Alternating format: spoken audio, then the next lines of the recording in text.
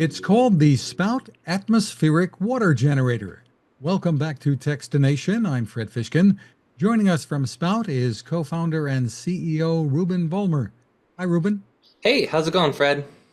Terrific. Well, nice to meet you. Let's get started with an overview of what an atmospheric water generator is. Yeah, so basically it's a machine that can make drinking water from the air.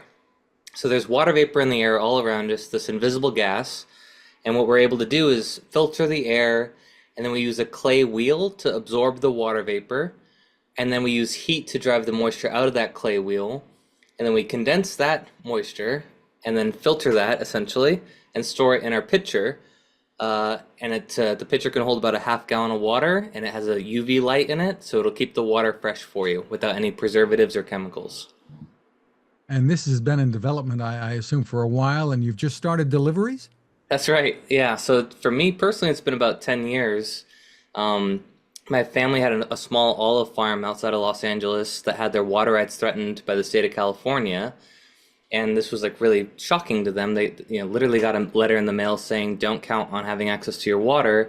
And at that time, I was working as a rapid prototyper for Fortune 500 companies, and was just walking my dog one morning. I noticed dew on a grassy field, and I thought, why don't I tap into that phenomena of the dew forming to help my folks out so they can get water on their farm.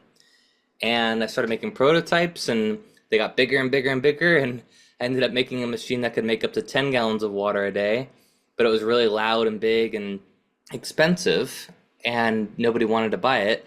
And that was basically like the first 5 years of me trying to make this technology, was making something that I was ignoring what the customers were saying they wanted because I thought I knew better. I had a lot of learning to do.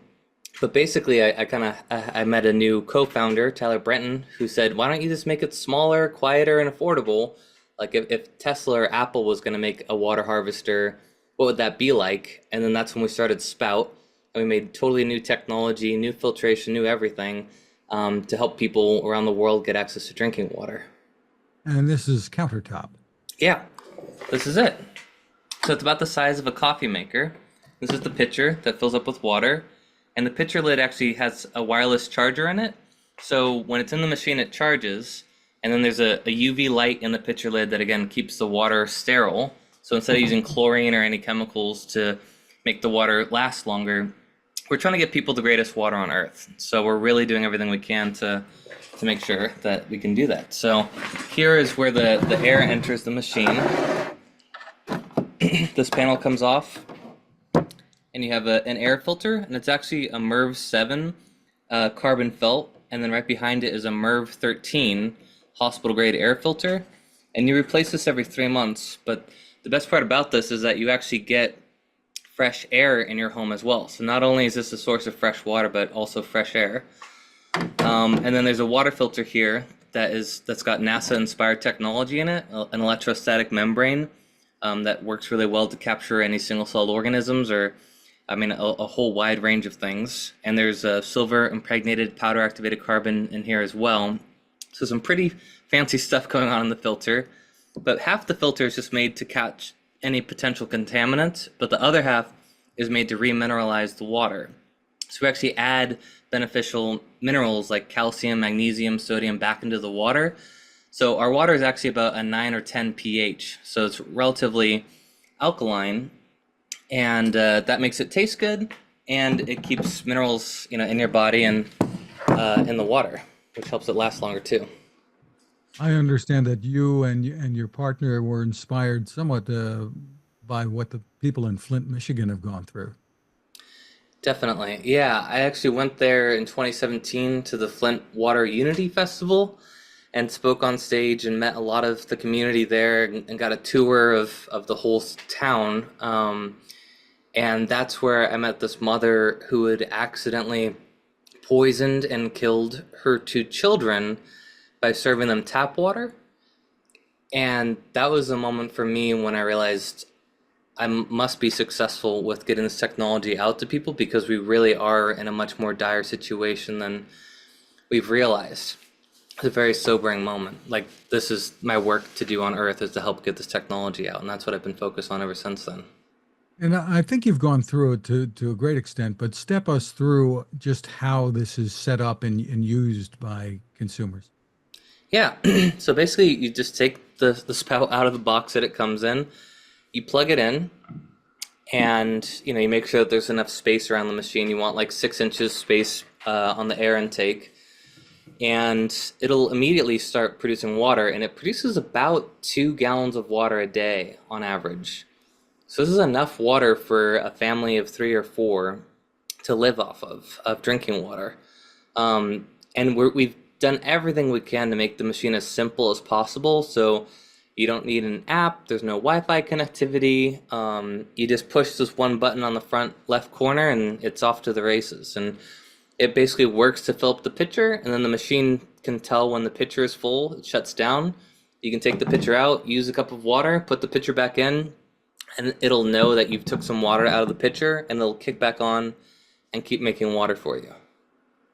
Really interesting. So, to an average person, they may say, what's the difference between this and a dehumidifier? I think you've already covered some of the things, but tell us about it. Yeah, I definitely get the connection there. Well, fundamentally, you cannot drink water from dehumidifier, just on number one. Number two, most dehumidifiers are using a refrigerator, evaporator, condenser system where there's a refrigerator compressor, it's usually very loud, and then there's a evaporator which actually condenses the water out of the air.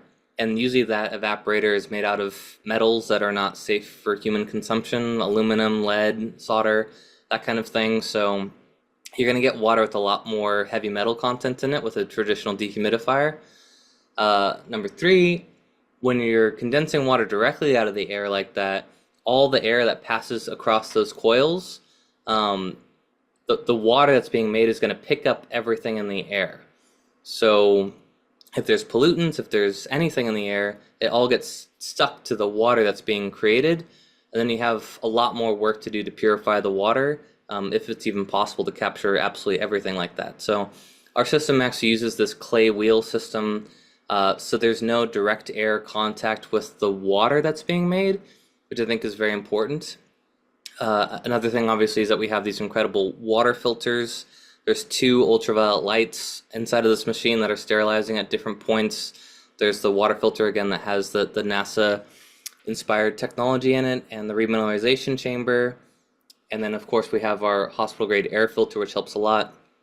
And yeah, I mean, it's kind of like, you could think about refrigerators and air conditioners, and you could say, well, they aren't those the same thing? They both make cold.